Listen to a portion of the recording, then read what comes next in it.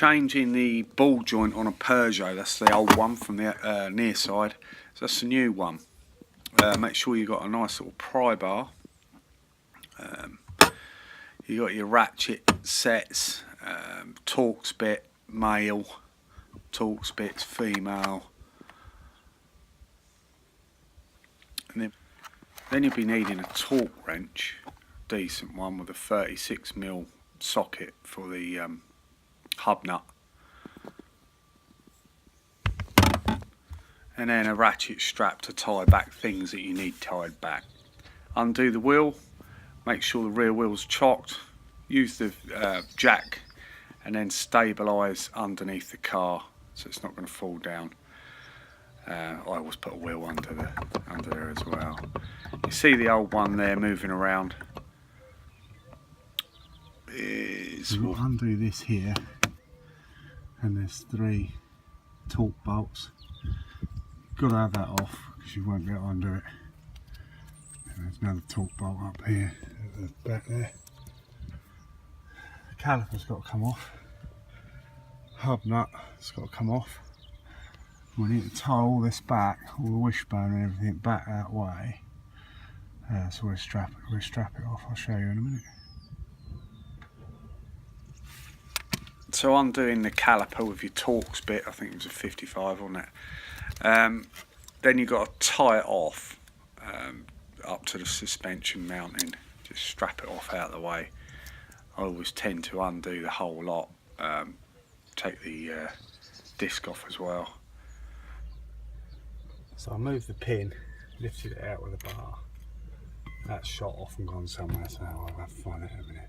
So take the castle cap off, 36mm, straight on there, loosen that off, take it right out. That way, when you're dealing with that lot, it doesn't come straight out and you get oil everywhere. So all the movement's this end, not that end. Taking the drive out the ratchet, I managed to get that in there, driving it down so I can put a bar that should give you as much as required to undo that lot.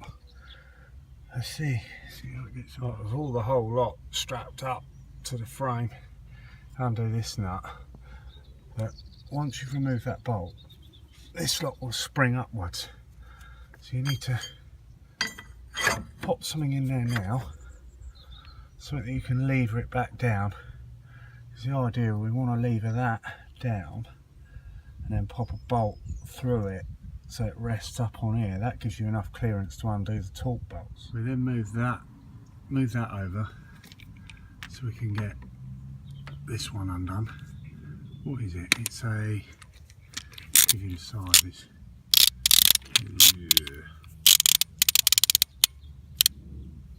E18, that one, and the smaller one, let's have a look, is a 14. You can see how damaged it was. Look at that. That's what it should be like.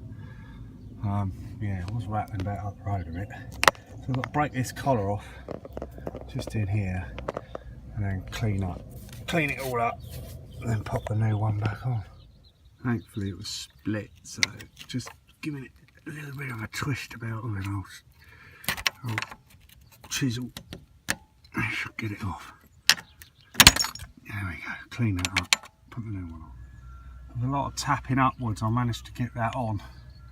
We've got to make sure that that's fully loose, the hub nut, and make sure that you're not pulling out engine side, you're pulling out this side. This bar works a lot better if you push it towards the front of the car so you can get access to the torque bolts to put it all back together. Got a bit carried away, so once I've done the centre one up, I'll basically pry that one down as far as I could with the ratchet on there. You can see she's a bit scratched up, but that's done the centre one up. I've done the 2 outers first and then the centre, because it was very tight on there, so I didn't have a lot of movement. Now that's on, job's a good one.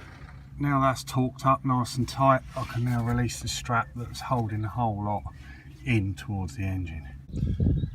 Quick blast in there to blow away any grit. sometimes do the hub nut up. I put the car in reverse gear so I can tighten the hub nut up. Time to tighten up the caliper. T55 bit. 2 bolts at the back. Well, that's it. That's all done. All very solid, all tightened up. Might just blast this lot off, give it a good clean up, and then finish off by putting a bit of oil back.